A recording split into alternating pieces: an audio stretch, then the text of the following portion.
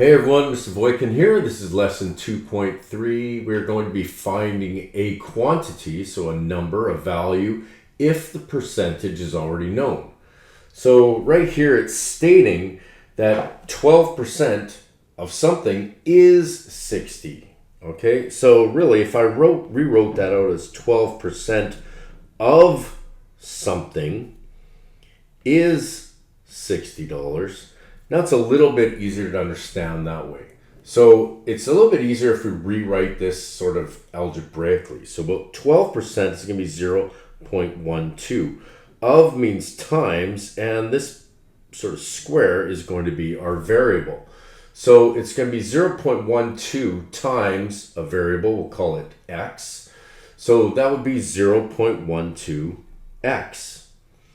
Is the equal sign, and we have 60. So basically what I have now is a variable that's being multiplied by 0.12 equals 60, but I want that variable all alone. To do that, I'm going to divide this side by 0.12. That will cancel that, but remember I want to keep things equal on both sides, so I'm going to divide this side also by 0.12. So now I just have a little bit of math that I need to do. I have some division to do. I need to divide 0.12 into 60. So let's just minimize this a little bit and get it out of the way. And then we'll do that calculation. Well, where are you going? Come on back. Okay. So if I set this up, it's going to be 0.12 into 60. Now remember, this divisor, it cannot be a decimal number. So what I need to do is I need to move that decimal 2 spots. And if I move that decimal 2 spots to create an integer right here, I also need to move this decimal, which we can't see, it's right there, also 2 spots. And I'll fill this in with 2 zeros. So basically what I've got is 12 going into 6,000.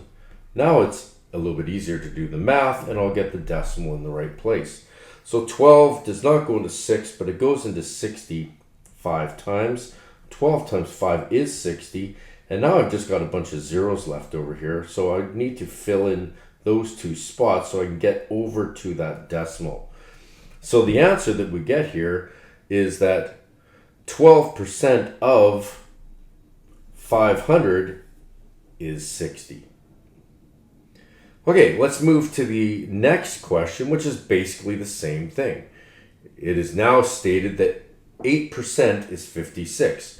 Well, 8% of what is 56 millimeters? Oh, I'm just going to jump back to my last one here, because don't forget, these were dollars that we're talking about, so we need to include those units. So the answer would actually be $500. Okay, so this question right here, 8% of what is 56? Again, 8% is 0.08 of an unknown is x, is equal, and 56 goes right there. Again, I'm going to do the same thing to isolate the x on the left and keep things balanced. I'm going to divide both sides by 0.08. Divide by 0.08.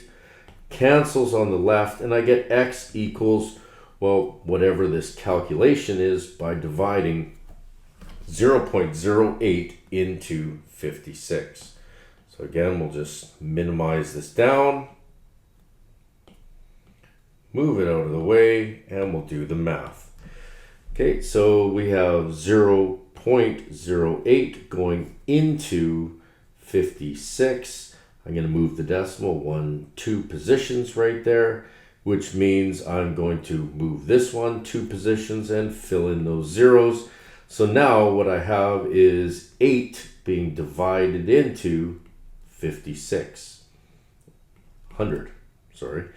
8 will not go into 5, but it will go into 56 7 times.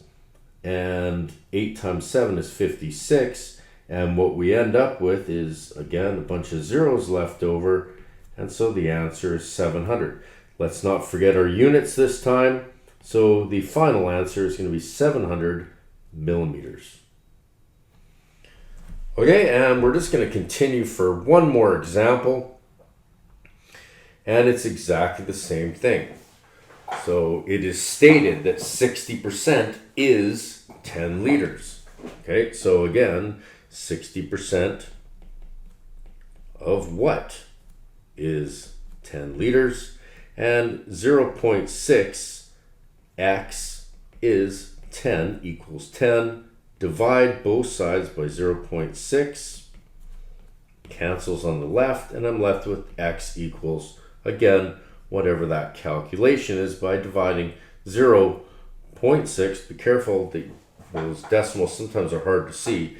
I'm going to divide 0.6 into the 10. Okay, I'm just going to again minimize this and move it out of the way.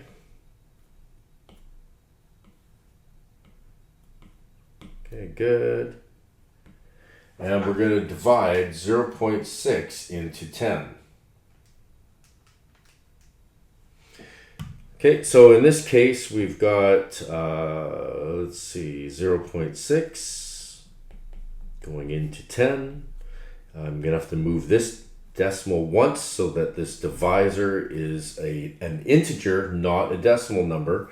And if I move that decimal one spot, I need to move the decimal that was right here one spot and fill that in with a 0. So now we're dividing 6 into 100. And the decimal's right there, and we can put it up top again. So 6 will go into 10 one time. We have 4 left over, bring down the 0. 6 goes into 40 6 times. That's 36. Subtract these, I got 4. Add another 0 and bring it down. And now we can see we're back to 240. So once I keep repeating these two right here, like 40, 40, 40, I can tell it's just going to be repeated 6s forever. So it doesn't tell us where we're going to round it off. So we're just going to round it off at, say, 1 decimal place. Or I could leave it as a repeating sort of decimal, or I could even put it as a fraction. Okay, so I know that this could be 16 2/3, which is an exact value, or 16.6 repeating. And again, if you rounded it, and I didn't tell you what to do, you would round that to say 16.7. And don't forget, in all these cases, we're going to have to include the units liters. Final answer. Okay, as it is always common to include word problems just to make your life miserable, I've got one here for you. So a survey discovered that 88% of students love math. That means that 44 Math 7 students in the survey stated that they love math. So if 44 love math, and we know that 88% is the 44, how many students did we start with? Well, again, that's just going to go back to exactly these same type of questions that we had right here. It's going to be 88% is 44. So in this case, 88% of what is 44? And again, if we laid this out, it's going to be 0.88 times this variable that is right there, x, is 44. And now I'm just going to divide both sides by 0.88. Cancels on the left. And I just need to do the math. Okay, so let's do that. We're going to be dividing 0.88 into 44. Remember that this divisor cannot be a decimal. It has to be an integer. To make it an integer, I'm going to move the decimal over 2. And if I move that decimal over 2, I need to move that one over 2 and fill that in. Okay, so basically what we got right now is 88 being divided into 4,400.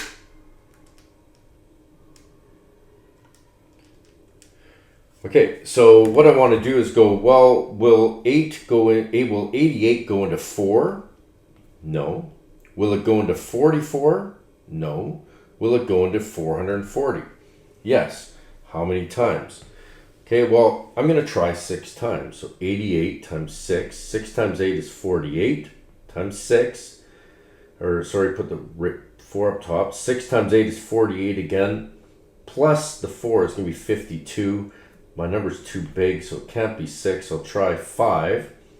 So 88 times 5 is 5 times 8 is 40. Carry the 4. 5 times 8 is 40. Well, it's perfect right there.